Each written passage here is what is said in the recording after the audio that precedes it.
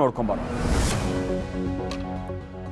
ದಸರಾ ಉದ್ಘಾಟಕರಾಗಿ ಬಾನು ಮುಷ್ತಾಕ್ ಆಯ್ಕೆ ವಿರೋಧಿಸಿರುವಂತಹ ಪ್ರತಾಪ್ ಸಿಂಹ ಸಲ್ಲಿಸಿದ್ದ ಅರ್ಜಿಯನ್ನ ಹೈಕೋರ್ಟ್ ವಜಾ ಮಾಡಿದೆ. ಪ್ರತಾಪ್ ಸಿಂಹ, ಗಿರೀಶ್ ಹಾಗೆ ಗೌರವ್ ಅನ್ನೋರು ಸಲ್ಲಿಸಿದ್ದಂತ ಪಿಐಎಲ್ಗಳನ್ನ ಕೂಡ ನ್ಯಾಯಾಲಯ ವಜಾ ಮಾಡಿದೆ. ಕೇಂದ್ರ ಸರ್ಕಾರ ಮಾಡಿದ್ದ ಹೊಸ ವಕ್ಫ್ ಕಾಯ್ದೆಗೆ ತಡೆ ನೀಡೋದಕ್ಕೆ ಸುಪ್ರೀಂ ಕೋರ್ಟ್ ನಿರಾಕರಿಸಿದೆ. ಸಂವಿಧಾನಬದ್ಧವಾಗಿಯೇ ಕಾನೂನನ್ನು ರೂಪಿಸಲಾಗಿದೆ. ಕಾಯ್ದೆ ತಿದ್ದುಪಡಿಗೆ ಯಾವುದೇ ಸೂಕ್ತ ಕಾರಣಗಳಿಲ್ಲ ಅಂತ ಅಭಿಪ್ರಾಯಪಟ್ಟಿದೆ. ವಕ್ಫ್ ಕಾಯ್ದೆ ರದ್ದು ಸಾಧ್ಯ ಇಲ್ಲ ಅಂತಾನೂ ಹೇಳಿದೆ.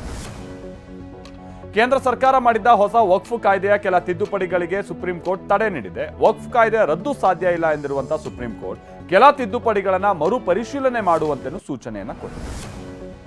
ವಕ್ಫ್ಗೆ ಭೂಮಿ ನೀಡೋದಕ್ಕೆ ಮುಸ್ಲಿಂ ಆಗಿರಬೇಕು ಅನ್ನೋ ಷರತ್ತನ್ನ ಸುಪ್ರೀಂ ಕೋರ್ಟ್ ತಿರಸ್ಕಾರ ಮಾಡಿದೆ. ವಕ್ಫ್ ಬೋರ್ಡ್ನ ಸಿಇಒ ಆಗೋದಕ್ಕೆ ಮುಸ್ಲಿಂ ವ್ಯಕ್ತಿಯೇ ಆಗಿರಬೇಕು ಅನ್ನುವಂಥ ನಿಯಮಕ್ಕೂ ಕೂಡ ತಡೆ ನೀಡಿದೆ. ಬೋರ್ಡ್ನಲ್ಲಿ 3ಕ್ಕಿಂತ ಹೆಚ್ಚು ಮುಸ್ಲಿಮೇತರರು ಇರುವಂತಿಲ್ಲ ಅಂತಲೂ ಕೂಡ ಕೋರ್ಟ್ ತೀರ್ಪನ್ನ ಕೊಟ್ಟಿದೆ.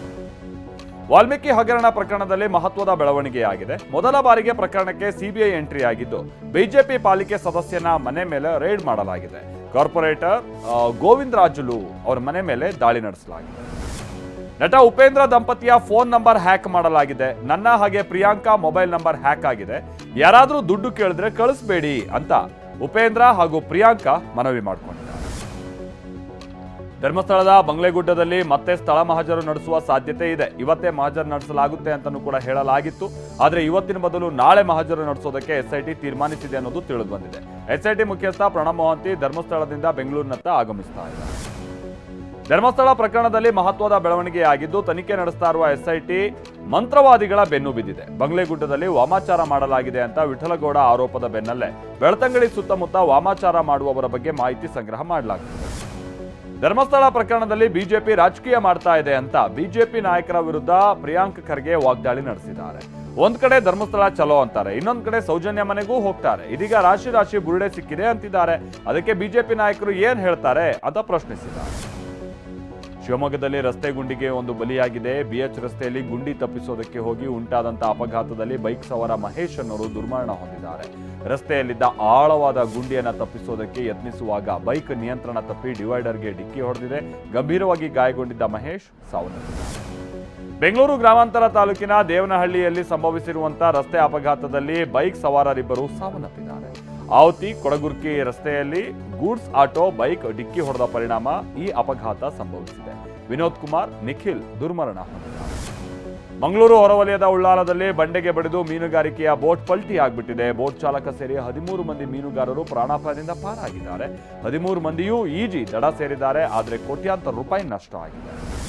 ಪ್ರವಾಹದಿಂದ ನಲುಗಿರುವಂತಹ ಪಂಜಾಬ್ಗೆ ಲೋಕಸಭಾ ವಿಪಕ್ಷ ನಾಯಕ ರಾಹುಲ್ ಗಾಂಧಿ ಭೇಟಿ ಕೊಟ್ಟಿದ್ದಾರೆ. ಪ್ರವಾಹದಿಂದ ಹಾನಿಯಾದಂತಹ ಪ್ರದೇಶಗಳಿಗೆ ತೆರಳಿ ಪರಿಶೀಲನೆ ನಡೆಸಲಿದ್ದಾರೆ.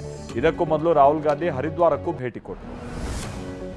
ಯಾದಗಿರಿಯಲ್ಲಿ ಸುರಿದ ಮಳೆ ಅವಾಂತರಗಳನ್ನೇ ಸೃಷ್ಟಿಸಿದೆ. ಹುಣಸಗಿ ತಾಲೂಕಿನ ಗೆದ್ದಲಮರಿ ಗ್ರಾಮದ ಸೇತುವೆ ಜಲಾವೃತ ಆಗಿದೆ. ಇದರಿಂದ ಗೆದ್ದಲಮರಿ ಸೇರಿದಂತೆ ಹಲವು ಹಳ್ಳಿಗಳಿಗೆ ಸಂಪರ್ಕ ಕಡಿತ ಆಗಿದ್ದು ಜನ ಪರದಾಡ್ತಿದ್ದಾರೆ. ಮುಂಬೈನಲ್ಲಿ ಬೆಳ್ಳಂಬೆಳಗ್ಗೆ ಭಾರೀ ವರ್ಷಧಾರೆ ಆದಂತಹ ಕಾರಣದಿಂದಾಗಿ ರಸ್ತೆಗಳೆಲ್ಲ ಜಲಾವೃತಗೊಂಡಿದ್ವು. ಇದರಿಂದ ವಾಹನ ಸವಾರರು ಪರದಾಡುವಂತಾಗಿದೆ. ಪ್ರವಾಹದಿಂದಾಗಿ ಅಂಧೇರಿ ಸಬ್ವೆ ಬಂದ್ ಮಾಡಲಾಗಿದೆ. ಇದರಿಂದ ಮಾರ್ಗ ಬದಲಾವಣೆ ಮಾಡಲಾಗಿದೆ ಕೂಡ. ಮುಂಬೈನಲ್ಲಿ 2 ದಿನ ಭಾರೀ ಮಳೆಯಾಗಲಿದೆ ಅಂತ ಹವಾಮಾನ ಇಲಾಖೆ ಎಚ್ಚರಿಕೆಯನ್ನ ನೀಡಿದೆ. ಇವತ್ತು ಯೆಲ್ಲೋ ಅಲರ್ಟ್ ಘೋಷಣೆ ಮಾಡಲಾಗಿದ್ದು ಗುಡುಗು ಸಹಿತ ಮಳೆ ಆಗುತ್ತೆ ಅಂತ ಹೇಳಿದೆ. ತಗ್ಗು ಪ್ರದೇಶದ ಜನ ಎಚ್ಚರಿಕೆಯಿಂದ ಇರಬೇಕು ಅಂತಲೂ ವಾರ್ನಿಂಗ್ ಕೊಟ್ಟಿದೆ. ಮುಂಬೈನಲ್ಲಿ ಮೋನೋ ರೈಲು ಕೆಲ ಕಾಲ ಕೆಟ್ಟು ನಿಂತ ಘಟನೆ ನಡೆದಿದೆ. ವಾಡಾಲಾ ಪ್ರದೇಶದಲ್ಲಿ ದಿಢೀರನೆ ಮೋನೋ ರೈಲು ಕೆಟ್ಟು ನಿಂತ ಕಾರಣದಿಂದಾಗಿ ಪ್ರಯಾಣಿಕರು ರೈಲಿನಲ್ಲೇ ಸಿಕ್ಕಾಕೊಂಡಿದ್ರು. ನಂತರ ಚೆಂಬೂರಿನಿಂದ ಬರ್ತಾ ಇದ್ದ ರೈಲಿನಲ್ಲಿ ಪ್ರಯಾಣಿಕರನ್ನ ಕಳಿಸಲಾಯಿತು. ರಿಪೇರಿ ಬಳಿಕ ಮೋನೋ ರೈಲು ಸಂಚಾರ ಮತ್ತೆ ಪುನರಾರಂಭ ಆಯಿತು. ಹೈದರಾಬಾದ್ನಲ್ಲಿ ಧಾರಾಕಾರ ಮಳೆ ಆಗ್ತಾ ಇದೆ. ಭಾರೀ ಮಳೆಯಿಂದಾಗಿ ಅಬೀಬ್ ನಗರದ ಅಫ್ಜಲ್ ಸಾಗರ್ ಕಾಲುವೆಯಲ್ಲಿ 2 ವ್ಯಕ್ತಿಗಳು ಕೊಚ್ಕೊಂಡು ಹೋಗಿದ್ದಾರೆ. ಮೋರಿಗೆ ಬಿದ್ದ ಮಾವನನ್ನ ರಕ್ಷಿಸೋದಕ್ಕೆ ಹೋಗಿ ಅಳಿಯ ಕೂಡ ಮೋರಿ ನೀರಿನಲ್ಲಿ ಕೊಚ್ಕೊಂಡು ಹೋಗಿದ್ದಾರೆ. ಹೈದರಾಬಾದ್ನಲ್ಲಿ ಎಡಬಿಡದೆ ಭಾರೀ ವರ್ಷಧಾರೆ ಆಗ್ತಾ ಇದೆ. ಕೇವಲ ಅರ್ಧ ಗಂಟೆಯಲ್ಲೇ 12 ಸೆಂಟಿಮೀಟರ್ ಮಳೆಯಾಗಿದೆ. ಹಲವು ಏರಿಯಾಗಳಲ್ಲಿ ಮೊಣಕಾಲುದ್ದ ನೀರು ನಿಂತಿದೆ.